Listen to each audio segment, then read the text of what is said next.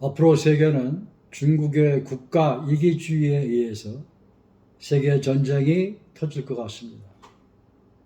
중국이 참 강점이자 약점인 것이 바로 중국의 국가 이기주의입니다. 모든 것이 내 거라는 거죠. 세상이 중국 중심이라는 거죠. 실제로 세상은 그렇지 않은데도 불구하고 중국은 그 미몽에서 깨어나지 못하고 있습니다. 그것은 중국의 오래된 사고의 습관이기도 하고 현대사에 와서는 중국 정권을 장악한 중국 공산당의 좋지 않은 미몽, 나쁜 꿈이기도 합니다. 즉, 모든 문화는 중국의 것이다. 고구려 역사도 중국의 것이고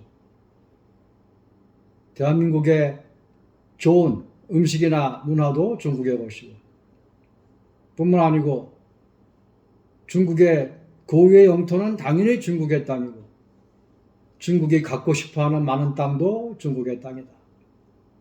중국의 앞바다는 당연히 중국의 앞바다고 필리핀 앞바다, 말레이시아 등등의 자신들이 필요로 하는 전략적인 바다 역시 중국의 바다이다. 저쪽 티베트 쪽, 인도 쪽과의 국경 지역도 중국의 땅이다. 이렇게 말하고 이렇게 주장하고 그것을 중국의 표준지도라는 것을 통해서 이미 만들어 놓았고 발표를 했습니다. 국제기구들, 국제사법재판소 이런 등등의 국제기관들에서 아무리 그것은 중국의 주장에 합법적인 근거가 없다라고 권고를 하고 입장을 발표해도 그것을 인정하지 않고 중국의 법, 중국의 규정, 중국의 입장, 중국의 이익만 내세우는 것이 오늘날 중국의 국가 이기주의입니다. 그러나 세상은 하나의 중국이 아니고 세상은 하나의 세상일 뿐입니다. 세계는 하나의 중국이 될 수 없고 세계는 하나의 세계로 남아 있어야 합니다. 세상과 세계는 획일주의가 아니고 다양성의 세상입니다. 한 국가의 패권의 세계가 아니고 많은 나라, 많은 민족, 많은 인종, 많은 문화가 서로 어울리고 조화롭게 평화롭게 살아가는 공존의 세계이며 그래야만 합니다. 중국은 그 역사적인 인류적인 보편적인 흐름에 역행하고 있는 것이 현실입니다. 그것이 문제입니다.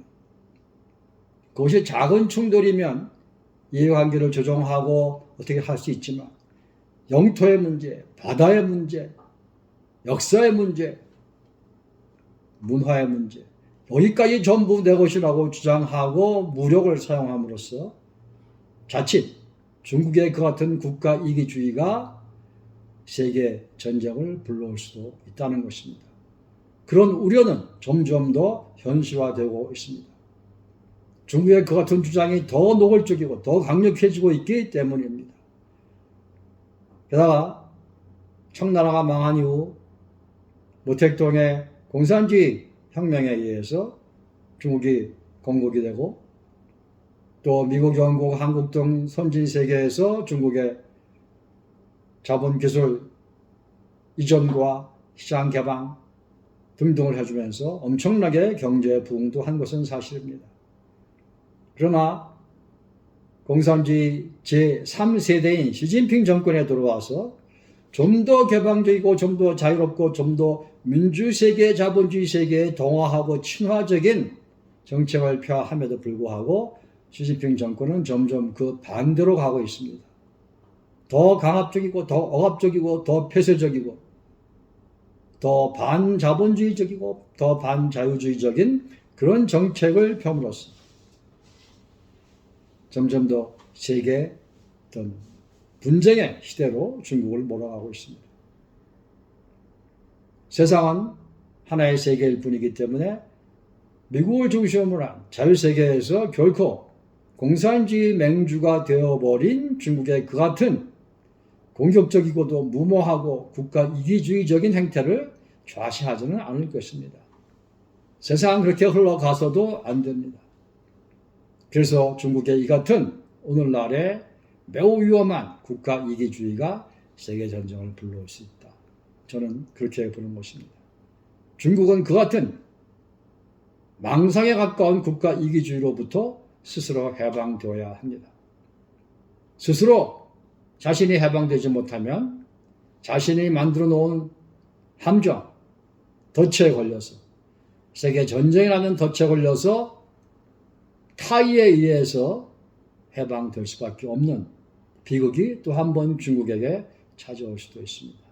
저는 그렇게 되지를 않기를 간절히 바라는 사람입니다. 루킴TV입니다. 고맙습니다.